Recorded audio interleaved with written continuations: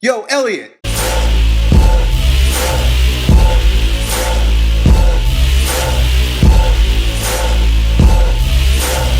Got this question here from Wolfpack 466. Says he's been strength training for about 3 months now, seeing some great gains.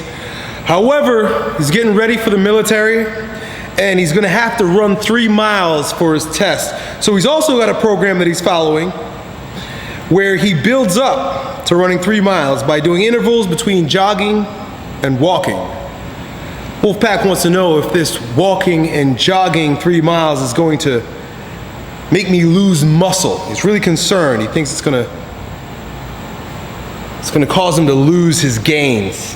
So, Wolfpack, I want to start by saying that any fear that you have of losing your muscle because of a little bit of jogging and running is completely unfounded. But I don't blame you for having it, because in this industry, everyone's constantly fear-mongering this idea that you're going to lose muscle. It seems like that's the big boogeyman. That's the Osama bin Laden of muscle building and strength training, is you're going to lose muscle. Bro, running 3 miles, you're not gonna lose muscle by jogging 3 miles. In fact, I think there are videos, I used to watch old Lee Haney VHS videos, you know, he's the old bodybuilder. The dude used to jog 3 miles every Saturday. I remember this clearly. He would go and run 3 freaking miles.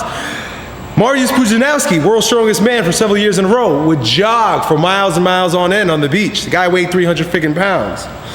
You have nothing to worry about. What most people call muscle loss is the depletion of a little bit of glycogen in their muscles. So you might experience that when you go jogging, when you're done, you feel flat, right? Your muscles just don't feel pumped up, they don't feel plump, you kind of feel like empty. All you really did was you've depleted your glycogen stores. You've used up the sugar in your muscle, for another way to say it.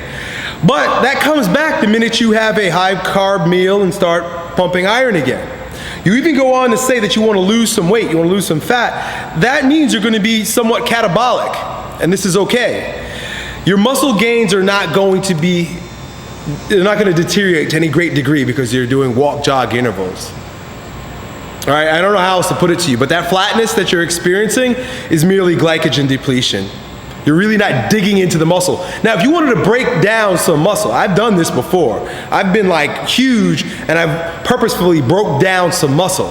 That's when you go and do a Tough Mudder, right? I've done 2 Tough Mudders.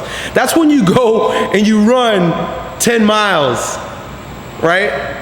In a single workout. I've done that. I think they call them 5Ks. I don't know my conversions too well. I've ran 10 miles. I've done Tough Mudders with the intent, the conscious intent of breaking down some muscle because I didn't want to be so bulky anymore, right?